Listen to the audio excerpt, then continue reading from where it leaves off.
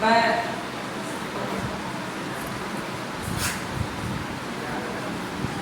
اور اس کے بعد میں مفتی جاوید اسلم صاحب کو بلانا چاہوں گا اور وہ آپ لوگوں کے کچھ باتیں بتائیں گے اور آپ کے مسئلہ کو افزائی کریں گے.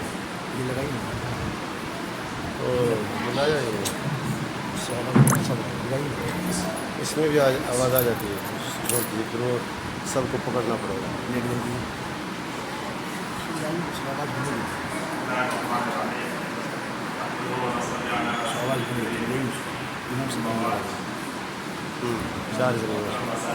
چارج کرنا پڑے گا.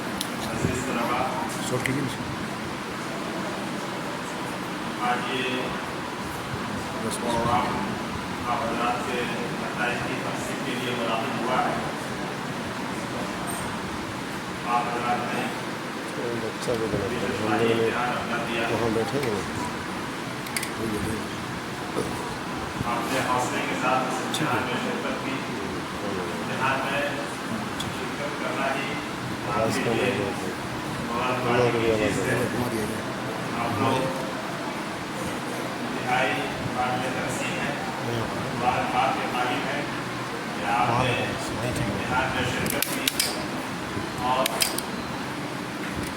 جو نتائج جو رزلٹ آپ نے حاصل کیے ہیں وہ ایک ثانوی درجے کی چیز ہے, دوسرے درجے کی چیز. اصل ہے دوڑ میں حصہ لینا اور میدان میں وہی شخص سوار گرتا ہے جو دوڑتا ہے. وہ طفل کیا گرے جو گھٹنوں کے بل چل. جو بچہ ابھی گھٹنوں کے بل چل رہا ہے وہ گرنے کا اس کا کوئی مطلب ہی نہیں. تو جو دوڑتا ہے وہی گرتا ہے اور گرتے گرتے ہی آدمی دوڑنا اور چلنا سیکھ لیتا ہے. تو ابھی آپ کی جو محنت ہے کم بیش انشاءاللہ یہی چیز آپ کے لیے آئندہ بڑی صلاحیت کا اور بڑے کردار کا ذریعہ بنے. زیادہ بااعتماد اور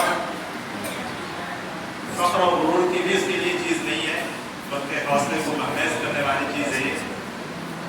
ہم نے اپنی زندگی میں دیکھا ہے کہ ہمارے جن ساتھیوں کو پڑھنے کے زمانے میں اچھے نمبرات ملے اور وہ ٹاپرز ہوئے, جب زندگی کے میدان میں آئے تو وہ پیچھے رہ گئے. اور جن کو کم نمبر ملے تھے, جو پڑھنے میں اس وقت کمزور محسوس ہوتے تھے, وہ زندگی کے میدان میں مسلسل محنت کی وجہ سے, دوڑ کی وجہ سے کہیں آگے بڑھ گئے اچھے نمبرات حاصل کرنے والوں کی وجہ سے.